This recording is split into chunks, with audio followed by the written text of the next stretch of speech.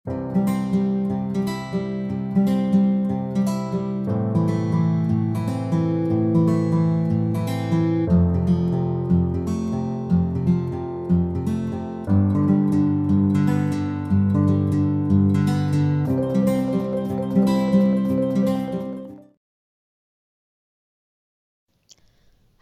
perkenalkan kami dari kelompok 4 yang berisikan 3 orang. Yang pertama ada Cynthia Rahman, yang kedua ada Devi Lestari, dan yang ketiga Hanifah.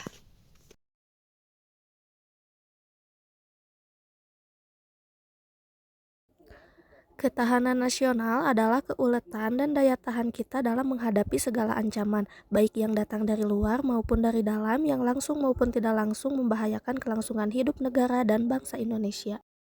Konsepsi ketahanan nasional. Konsepsi ketahanan nasional adalah sebuah pedoman yang digunakan untuk meningkatkan daya tahan bangsa dan mengembangkan kekuatan nasional dengan menggunakan pendekatan kesejahteraan tanpa melepaskan unsur keamanan di dalamnya. Ciri-ciri ketahanan nasional. 1. Memfokus dan mempertahankan kelangsungan hidup. 2. Mampu menghadapi dan mengatasi ancaman, hambatan, dan gangguan dari luar dan dalam negeri. 3. Ketahanan nasional berpedoman pada wawasan nasional. Asas-asas ketahanan nasional. 1. Asas kesejahteraan dan ketentraman.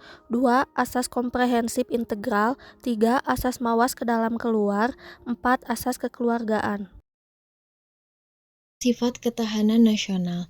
Yang pertama ada mandiri, artinya ketahanan nasional ini harus percaya penuh pada kemampuan negara itu sendiri.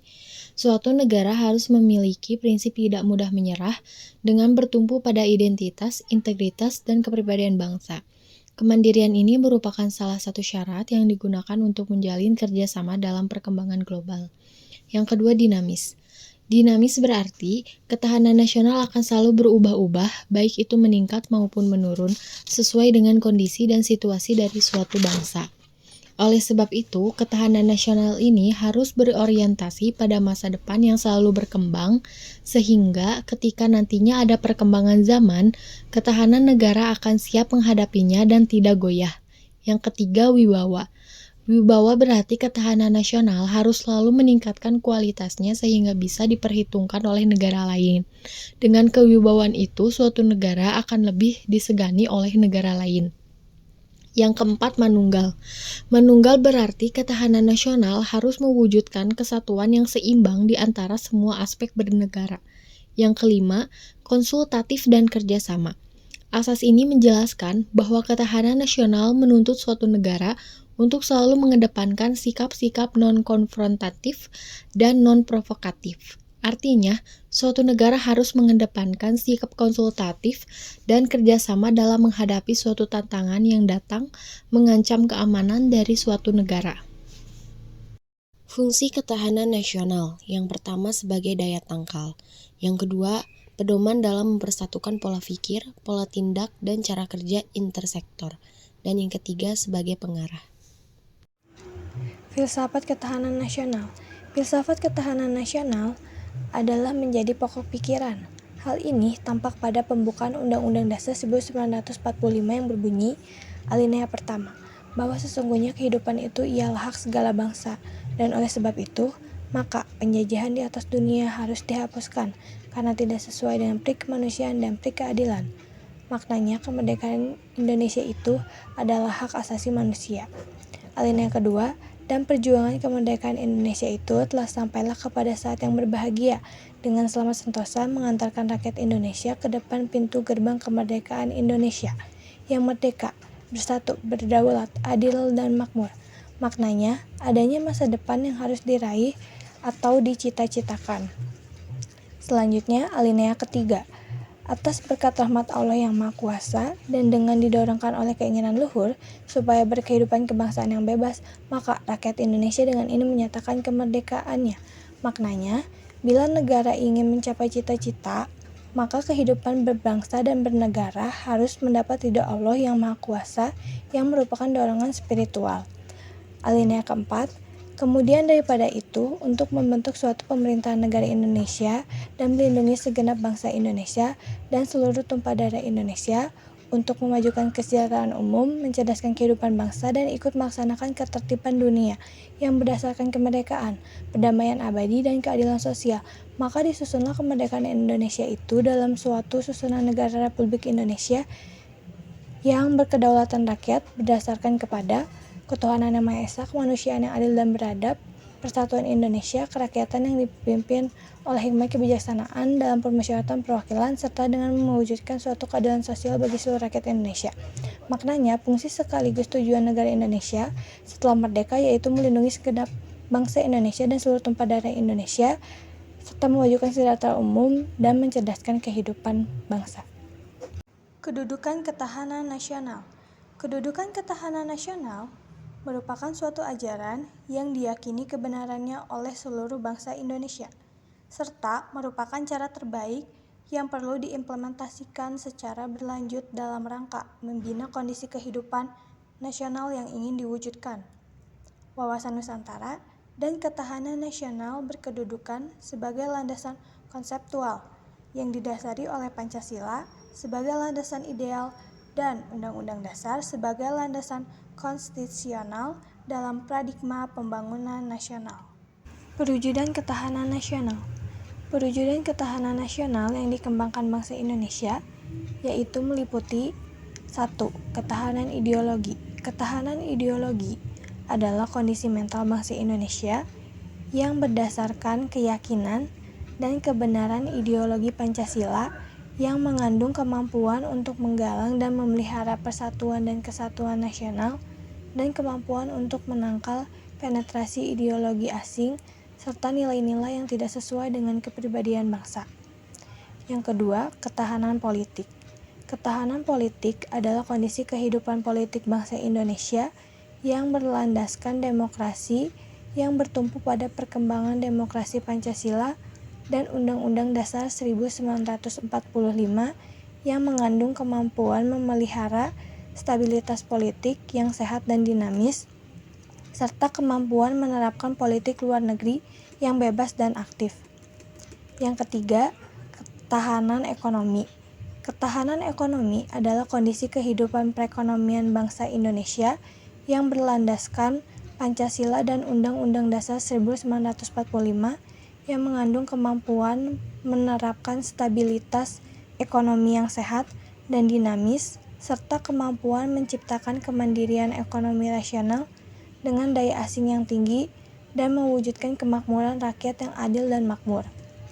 Yang keempat, ketahanan sosial budaya. Ketahanan sosial budaya adalah kondisi kehidupan sosial budaya bangsa Indonesia yang menjiwai kepribadian nasional berdasarkan Pancasila yang mengandung kemampuan membentuk dan mengembangkan kehidupan sosial budaya manusia dan masyarakat yang beriman dan bertakwa terhadap Tuhan Yang Maha Esa, hidup rukun, bersatu, cinta tanah air, berkualitas, maju dan sejahtera dalam kehidupan yang serba selaras, serasi dan seimbang, serta menangkal penetrasi budaya asing yang tidak sesuai dengan budaya nasional. Yang kelima, ketahanan pertahanan keamanan. Ketahanan pertahanan keamanan adalah kondisi daya tangkal bangsa Indonesia yang dilandasi kesadaran bela negara seluruh rakyat yang mengandung kemampuan memelihara stabilitas pertahanan keamanan negara yang dinamis, mengamankan pembangunan dan hasilnya, serta kemampuan mempertahankan kedaulatan negara dan menangkal semua bentuk ancaman. Lalu apa contoh ketahanan nasional dalam kehidupan sehari-hari? Yang pertama ada penegakan hukum. Penegakan hukum ini dilakukan supaya suatu negara bisa mengantisipasi dan melawan ancaman-ancaman yang ada di dalam negeri. Dengan adanya hukum, ketahanan nasional akan terjaga dan hasilnya kelangsungan hidup dalam suatu bangsa akan berjalan dengan baik. Yang kedua, pendidikan karakter untuk generasi muda. Dengan pendidikan karakter pada generasi muda akan memiliki karakter yang kuat sehingga bisa menghadapi arus modernisasi dan globalisasi. Modernisasi dan globalisasi meskipun memang punya dampak positif, tetapi juga memiliki dampak negatif. Salah satunya adalah mengganggu ketahanan nasional. Pasalnya, dua hal tersebut bisa melunturkan kebudayaan atau identitas asli dari suatu negara. Oleh sebab itu, perlu adanya karakter yang kuat dari setiap generasi muda, agar mereka bisa menerima perkembangan tanpa melunturkan identitas dari bangsa. Yang ketiga adalah penerapan sistem keamanan lingkungan. Sistem keamanan lingkungan ini menjadi hal paling sederhana dalam menerapkan ketahanan nasional.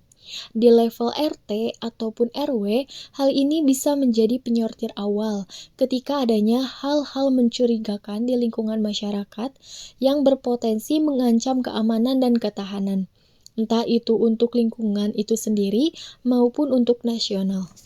Hal yang dapat melemahkan ketahanan nasional adalah segala macam kesulitan dan masalah-masalah yang merupakan ancaman dan tantangan yang harus diatasi atau ditanggulangi oleh negara dan segenap rakyat Indonesia, terutama setelah Indonesia merebut kemerdekaan. Maka dapat dikatakan bahwa kesulitan, ancaman, dan tantangan itu timbul dalam bidang-bidang kehidupan masyarakat.